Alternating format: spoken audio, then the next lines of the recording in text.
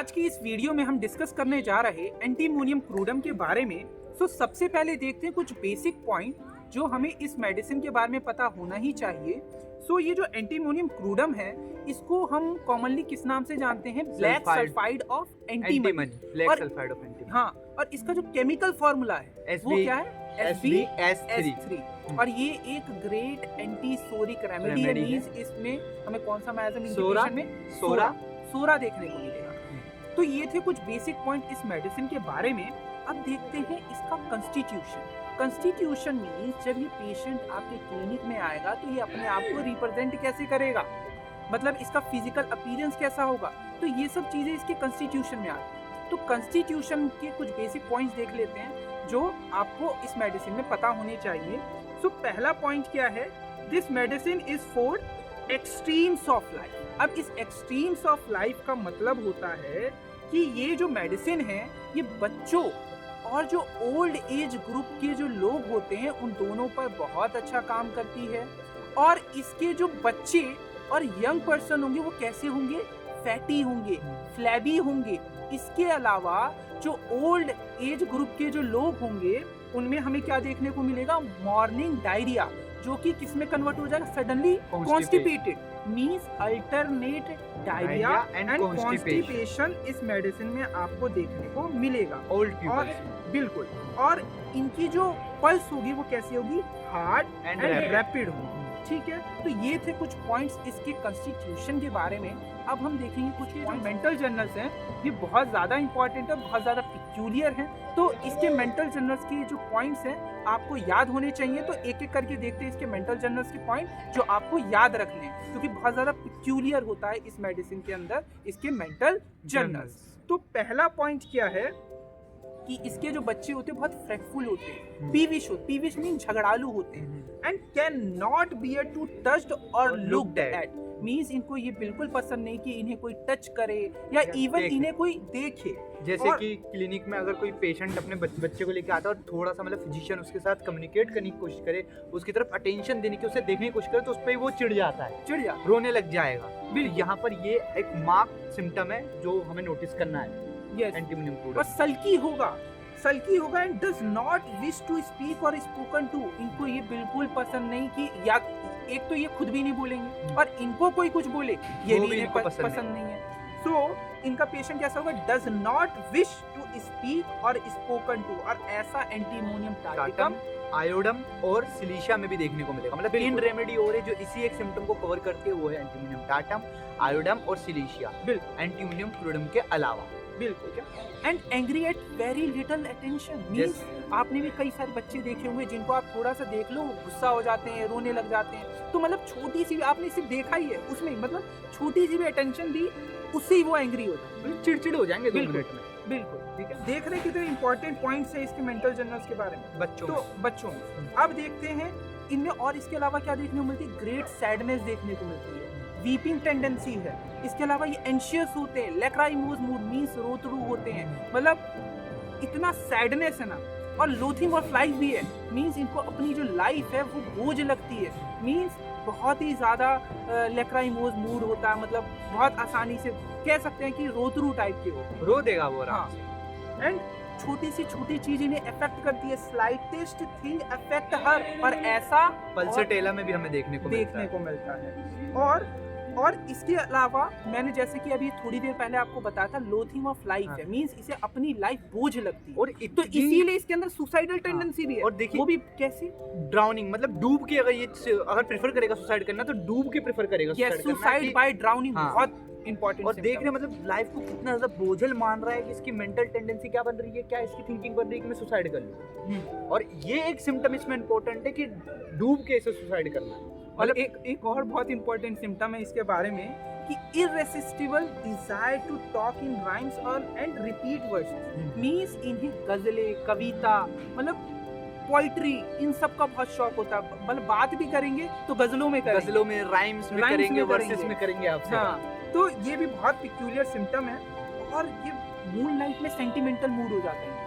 और इनको specially aesthetic love, मतलब इनको जो अपना एक तरफा प्यार होता है ना वो याद आता है। इसके अलावा या फिर ये किसी कई लोगों से बहुत ज्यादा क्लोज अटैच्ड हो और उनसे अगर डिसअपॉइंटमेंट मिली तो वो भी चीजें मून लाइट में बहुत ज्यादा इन्हें याद आती है और ये बहुत सेंटिमेंटल मूड हो जाता है इनका मून लाइट। कुल मिला के ऐसे चंद्रमा की रोशनी में बैठे हुए रात को तो इनको अपना एक तरफा प्यार याद आएगा, किसी बहुत क्लोज रिलेटिव, किसी बहुत क्लोज फ्रेंड ने कुछ कह दिया वो बातें याद आएंगी। और चूंकि इसके अंदर तो लेक्राइमस मूड है ही, रोतलू तो है ही, तो बहुत जल्दी सेंटिमेंट सेम सिम्टम ना, ये सेम सिम्टम आपको कैलकेरिया फोर्स में भी देखने को मिलेगा। बिल्कुल। तो क्या है sentimental mood in moonlight, specially static love, bad effects of disappointed affection, जो कि मैंने अभी आपको बताया। बैड इफेक्ट्स का मतलब यहाँ पर सिंपल सा है कि जो डिसअपॉइंटमेंट मिली है उसकी वजह से उसे दिक्कत आना। बिल्कुल, जिससे वो बहुत क्लोजली रिलेटेड है, उससे डिसअपॉइंटमेंट मिली तो उस वजह से प्रॉब्लम हो, तो वही लिखा हो bad effects of disappointment affection. तो ये थे कुछ पॉइंट्स इसकी मेंटल जर्नल्स के बारे में। अब जो फिजिकल जर्नल्स के पॉइंट है वो आपको लोकेशन देखिए। हाँ, जैसे कि प्रिंस ने आपको कॉन्स्टिट्यूशन और मेंटल जर्नल अच्छे से बता दिए हैं, तो अब हम एंटीमोनियम क्रूडम के फिजिकल जर्नल्स की बात कर लेते हैं। तो फिजिकल जर्नल में सबसे पहला पॉइंट यही है कि सेंसिटिव टू, ये जो मेडिसिन है इसको ठंड से तो कोल्ड से तो सेंसिटिव है ही, साथ में हॉट से भी प्रॉब्लम, हॉट से भी। अभी हम आगे लोकेश बताएगा आपको कि कैसे हॉट से भी सेंसिटिव। ठीक है, अभी ये ध्यान रखिए कि सेंसिटिव टू कोल्ड भी है, और साथ साथ अगर ये कोई मतलब आफ्टर टेकिंग कोल्ड अगर ये कुछ ठंडा लेता है, खा ले पी ले तो इसे दिक्कत आनी शुरू हो जाएगी, एग्रीवेट हो जाएगी। बिल्कुल। और lodging from for acid and pickles, और इसे जो है ना अचार और एसिड, इसकी मतलब ये लालसा रहेगी कि यार अचार मिल जाए। इसका एक पिक्युलर गाइडिंग सिम्टम ही मान लीजिए आप कि उसको पिकल्स अचार बहुत पसंद होंगे। क्यों? क्योंकि अचार के अंदर एसिड होता है। तो यहाँ पे लिखा हुआ साफ साफ longing for acid and pickles, ठीक है। और can not bear the heat of sun, सूरज की जो गर्मी है ना उसको ये सह नहीं सकता। बताया ना, sensitive to hot and cold दोनों है। तो ये देखिए सेंसिटिव टू हॉट आ गया ना कि can not bear the heat of sun, worse from over exertion in the sun, अगर ये धूप में थोड़ा काम कर लेना उसके ओवर एक्सर्शन की वजह से इसकी कोई भी दिक्कत हो वो बढ़ जाएगी। ऐसा और किसमें लैकेसिस और नाइट्रम्यूर, मतलब लैकेसिस का पेशेंट भी और नाइट्रम्यूर का पेशेंट भी जो है वो धूप की जो हीट है उसको सह नहीं पाएगा। अगर उसने काम किया, ज्यादा काम किया, उस ओवर एक्सर्शन की वजह से उसकी जो प्रॉब्लम है वो बढ़ जाएगी, ठीक है। और किस किस में ये हमें देखने को मिलता है, तो aggravation from over heating near the fire, मान लो कोई एक ऐसा ठंड में होता है, आग जला लेते हैं, फिर उसके सामने अगर वो बंदा आ जाएगा तो उससे भी उसे प्रॉब्लम, बिल्कुल अब उसकी प्रॉब्लम एग्रीवेट हो जाएगी। बिल्कुल। अब ये सिंपल सा अगर आप फायर के मान लीजिए तो ठंड का एग्जांपल हुआ, बट अगर हम normal day to day life में बात करते हैं, जो लोग जैसे फैक्ट्री में या भट्टी में काम करते हैं तो उनमें ये ज्यादातर हमें देखने को मिलता है, क्योंकि उन्हें ज्यादातर काम फायर के पास, आग के पास ही करना पड़ता है। तो over heating near the fire से भी इनकी प्रॉब्लम बढ़ जाती है, एग्रीवेट कर जाती है। एग्जॉस्ट इन वार्म वेदर, और देखिए जैसे प्रिंस ने अभी पहले ही बताया था, दोबारा बार बार ये लाइन आ रही है कि देखिए कोल्ड से दिक्कत है ही, साथ साथ इसे हीट से भी दिक्कत है। तो यहाँ देखिए एग्जॉस्टेड इन वार्म वेदर, गर्म जो वातावरण है, गर्म जलवायु में इसको प्रॉब्लम हो जाएगी। और एलिमेंट्स फ्रॉम सनबर्न, जैसे सन की किरणों से तो इसे प्रॉब्लम है ही बताया। तो देखिए एलिमेंट्स मतलब जो डिसीज या दिक्कत से किससे होगी, सनबर्न से भी से दिक्कत होगी, हीट ऑफ सन को बियर कर ही नहीं पा रहा है ये। अब when symptoms reappear they change locality or go from one side of the body to the other side, मतलब जैसे अगर इसको कभी प्रॉब्लम राइट साइड में थी, तो राइट साइड की प्रॉब्लम जब ठीक हो जाएगी तो जब दोबारा वो प्रॉब्लम आएगी तो उसका सेम प्रॉब्लम तो लेफ्ट साइड आएगी। तो यहाँ मतलब ये जब रीअपीयर होगा साइड चेंज कर लेगा, पोजीशन चेंज। और इसे क्या चीज नहीं पसंद, तो एवर्जन टू कोल्ड बाथिंग। देखिए सल्फर में बाथिंग, जो सल्फर का पेशेंट होता है उसे नहाना ही पसंद नहीं होता, खासतौर पर बच्चे। लेकिन एंटीमोनियम क्रूडम में क्या है कि नहाना पसंद है, लेकिन किस चीज से पसंद नहीं है, कोल्ड बाथिंग, ठंडे पानी से नहाना इसे पसंद नहीं है, एवर्जन टू कोल्ड बाथिंग। और चाइल्ड क्राइज, जब आप बच्चे को नहलाने के लिए लेके जाएंगे ना, तो चाइल्ड क्राइज व्हेन वॉश्ड और बाथ विद कोल्ड वाटर, जब आप उस छोटे बच्चे को जब आप ठंडे पानी से नहलाएंगे तो वो रोएगा, वो चिल्लाएगा कि मुझे नहाना नहीं है। Cold bathing cause violent headache, और जब वो नहा के हटेगा, जब वो ठंडे पानी से नहा के हटेगा तो उसको सर दर्द होगा, कोज सप्रेस्ड मेंसेस। और अगर कोई लेडी है और वो ठंडे पानी से नहा लिए तो क्या हो सकता है, उसके मेंसेस भी सप्रेस्ड हो सकते हैं। तो ये एंटीमोनियम क्रूडम के ही सिम्टम्स है।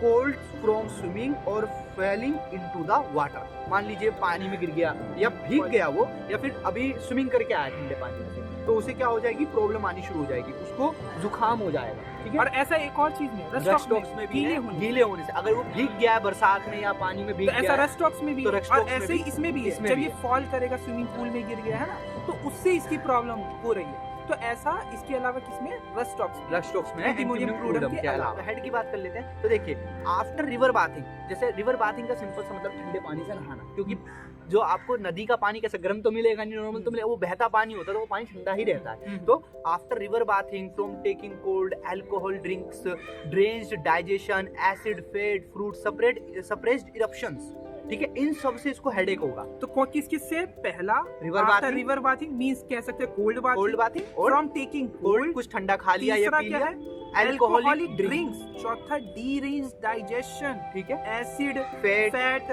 फ्रूट और सप्रेस्ड इरप्शंस की वजह से हेडेक हो सकता है। तो ये बहुत इंपॉर्टेंट है।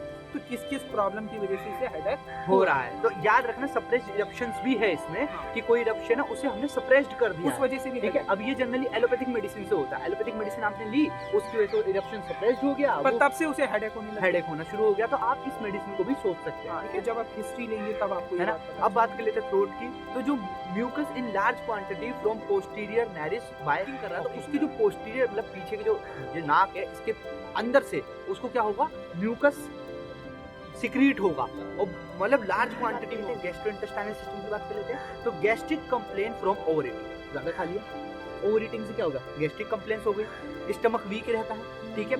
डाइजेशन इजीली डिस्टर्ब, इसका जैसे पेशेंट आके बोलता है कुछ भी खाता हूँ पचता है, डाइजेशन कैसा है उसका, इजीली डिस्टर्ब है।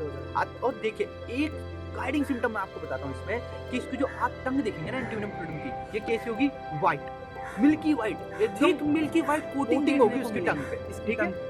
Which is the red strand for the remedy। अब बोल रहा है कि इस रेमेडी के लिए रेड स्ट्रैंड है। अगर आपको मान लीजिए आपने कई सारे सिम्टम लिए, मांग डाले, आपको मिल रहा है कि हाँ यार इसको अचार पसंद है, यार ये तो सैडनेस दिखा रहा है, यार ये तो वर्षा राइम्स में बात कर रहा है, अब आप कंफर्म हो रहे हैं कि एंटीमोनियम क्लोराइड की तरफ जा रहे हैं, तो आप एक बार इसकी टंग भी चेक करिए। अगर टंग पे व्हाइट कोटिंग है, थिक व्हाइट कोटिंग है, तो कंफर्म है कि एंटीमोनियम क्लोराइड विल हेल्प, ठीक है। अब बात कर लेते हैं कि इनके जो माउथ होंगे उसमें सोर्स आ जाएंगे, ठीक है। और ऐसा किसमें, अर्जेंटम नाइट्रिकम और सल्फर में भी होता है, सल्फर में भी, ठीक है। अब बात करते हैं गैस्ट्रिक और इंटेस्टाइनल अफेक्शंस, किस किस से होता है, bread, pastry, acid, especially vinegar, sour, red wine, ठीक है। After cold bathing, over heating, hot weather, इन सब से इसको क्या होगा, गैस्ट्रिक और इंटेस्टाइनल अफेक्शंस होंगे। किस किस से बोले मैंने, ब्रेड से हो सकते हैं, पेस्ट्री से हो सकते हैं, एसिड से हो सकते हैं, स्पेशली विनेगर, एसिड में भी स्पेशली विनेगर आपने ले लिया, सोर ले लिया, कुछ खट्टा ले लिया, बैड वाइन ले लिया आपने, मतलब खराब कोई वाइन ले लिया आपने, और आफ्टर कोल्ड बाथिंग ठंडे से, कोल्ड बाथिंग से तो आप देखिए, और देखिए साथ साथ लिखा हुआ ओवर हीटिंग और हॉट वेदर, दोनों से प्रॉब्लम है, कोल्ड बाथिंग से भी, इसीलिए बोला sensitive to hot and cold, दोनों है, ठीक है। Constant discharge of flatus up and down, मतलब डकार भी आएगी, ऊपर से भी गैस पास हो रही है, नीचे से भी पास हो रही है, तो दोनों आपको देखने को मिलेंगे, अप एंड डाउन डिस्चार्ज होगा फ्लेटस का, ठीक है, फॉर अ ईयर, और सालों से प्रॉब्लम बनी रहेगी। टेस्टिंग ऑफ इंजेस्टा, बेल्चिंग मतलब वही डकार आएंगी, और जब ये कुछ खाता है ना, हाँ, तो उसका टेस्ट इसके मुंह में रह जाता है, इसीलिए टेस्टिंग ऑफ इंजेस्टा, मतलब जो भी इसने खाया उसका टेस्ट इसके माउथ में बना हुआ है, रह जाए, ठीक है। तो ये पेशेंट बताएगा। और एक चीज है, मान लीजिए कोई पेशेंट आपके आया है पाइल्स का, ठीक है, अगर उसका जो पाइल्स है वो म्यूकस पाइल्स है, तो भी आप इस रेमेडी को सोच सकते हैं, मतलब उसका जो कपड़ा है थोड़ा येलो स्टेन, बिल्कुल जैसे म्यूकस फ्रॉम एनस, अब जाहिर सी बात है पाइल्स है उसे, और जो वो मतलब जो वो स्टूल पास कर रहा है तो उसको पेन हो रहा है, साथ साथ म्यूकस भी आ रहा है, ठीक है। तो म्यूकस फ्रॉम एनस इकोरस ऊजिंग मतलब बह रहा है म्यूकस उससे, जिसकी वजह से क्या हो रहा है, जो उसका स्टेनिंग येलो, जैसे कि अभी आपने बताया था, जो कपड़े होंगे, क्लोथ होंगे, उसमें येलो स्टेनिंग आ जाएगी, क्योंकि वो कांस्टेंट जो है ओजोइंग रहेगी ना, निकल रहा है, कांस्टेंटली डिस्चार्ज होगा, जिसकी वजह से एक येलो स्टेन। और रेस्पिरेटरी सिस्टम पे आ रहे तो याद रखिए पाइल्स में बता चुका हूं कैसे, इसमें फ्रीज पाइल्स म्यूकस पाइल्स हैं, ठीक है, कंटीन्यूअसली ओजोइंग है म्यूकस की, जिस वजह से जो क्लोथ होंगे वहां के वो येलो स्टेनिंग हो जाएगी वहां पर, ठीक है। रेस्पिरेटरी सिस्टम की बात कर लेते हैं, तो loss of voice from becoming overheated, देखिए मतलब धूप में ज्यादा काम कर लिया, बोल ही नहीं पा रहा, तो बोल ही नहीं पाएगा, आवाज ही नहीं निकल रही, आवाज ही गायब हो गई। अब एक वूपिंग कफ डिसीज है, ठीक है, तो वूपिंग कफ कैसे एग्रीवेट होगी, by being overheated in the sun और in a warm room from cold washing. देखिए ठंडे पानी से नहा लिया, वॉशिंग कर ली, हाथ धो लिया, नहा भी लिया और ओवरहीट हो गया, धूप में चला गया, वार्म रूम में आ गया, वार्म रूम में भी आ गया, तो वूपिंग का बढ़ रहा है, एग्रीवेट हो रहा, बढ़ रहा है इसका। अब एक्सट्रीमिटीज की बात कर लेते हैं, तो देखिए large horny corns on sole of feet.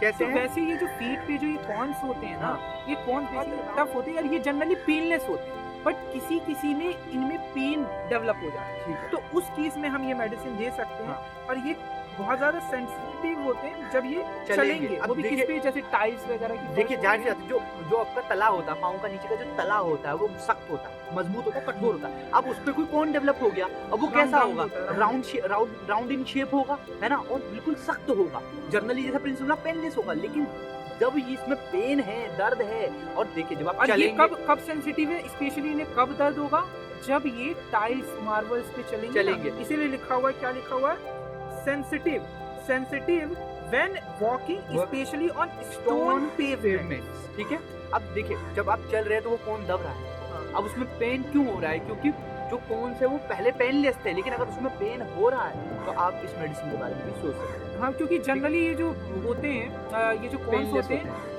बहुत लोगों में देखने को मिलता है, पर उनमें जनरली पेन नहीं होता, बिल्कुल। बट किसी किसी पेशेंट में उसमें बहुत पेन होने लग जाता है, और वो आपको बताएंगे कि जब मैं टाइल पे, फर्श पे चल लेता हूँ तब मुझे ये बहुत ज़्यादा दर्द होने लग जाते हैं। तो ये हमें इंडिकेट कर रहा है कि इस केस में हम एंटीमोनियम क्लोराम दे सकते हैं कॉन्स के केस में, जो कि कब है, sensitive when walking on the stone pavement. और जितने भी इसके हॉर्नी मतलब जो सिस्टम है, जो बॉडी का सिस्टम है, उसमें जितने भी हॉर्नी स्ट्रक्चर्स हैं उनमें ना इरेगुलरिटी देखने को मिलेगी। जैसे देखिए अभी आपके इसमें क्या देखा कि सोल में हॉर्न्स डेवलप हो गए, ठीक है। ऐसी जो इसके नेल्स होते हैं ना, नेल्स वो ब्रिटल होंगे, बहुत नाजुक होंगे और इजीली टूट जाएंगे।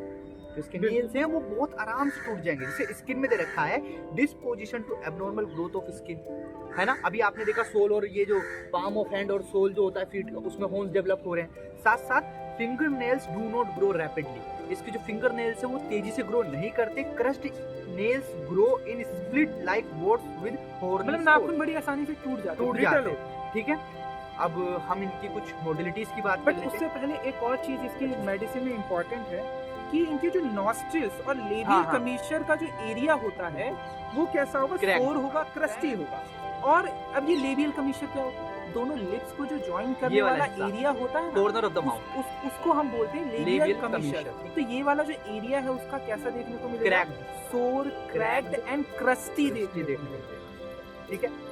तो अब देखते हैं इसके कुछ पॉइंट्स, इसके मोडालिटीज के बारे में। तो एग्रीवेशन प्रिंस आप बता दीजिए एग्रीवेशन। तो अगर मैं इसके एग्रीवेशन की बात करूं तो एग्रीवेशन हम ऑलरेडी डिस्कस कर चुके हैं कि आफ्टर ईटिंग, जैसे जीआईटी में अभी हमने देखा आफ्टर ईटिंग इंडाइजेशन, ठीक है, जीआईटी रिलेटेड प्रॉब्लम हो रही थी आफ्टर ईटिंग। कोल्ड बाथ से इसकी प्रॉब्लम एग्रीवेट हो रही है, बढ़ जा रही है, एसिड से, सोर वाइन से, आफ्टर हीट ऑफ सन और फायर, उस वजह से कहीं आग जली, उसकी हीट लग गई, और देखिए सन की हीट लग गई, उससे प्रॉब्लम इसकी एग्रीवेट हो। अब लास्ट में एक पॉइंट आएगा जो हम शुरुआत से बोलते आ रहे हैं कि एक्सट्रीम ऑफ कोल्ड और हीट, मतलब इसे दोनों से इसकी प्रॉब्लम है, इसकी प्रॉब्लम दोनों से ही बढ़ जाती है, एग्रीवेट कर जाती है। और तो इसके एग्रीवेशन बहुत आसानी से आप याद कर सकते हो अगर आपने हमारी ये पूरी वीडियो देखी है। अब अगर हम इसके एम्यूलरेशन की बात करें तो है ओपन एयर में तो वैसे हमने एकोनाइट भी देखी थी, यहाँ उसमें भी ओपन एयर में आराम पड़ता है, ठीक है, एकोनाइट में भी। और ड्यूरिंग वार्म बाथ, देखिए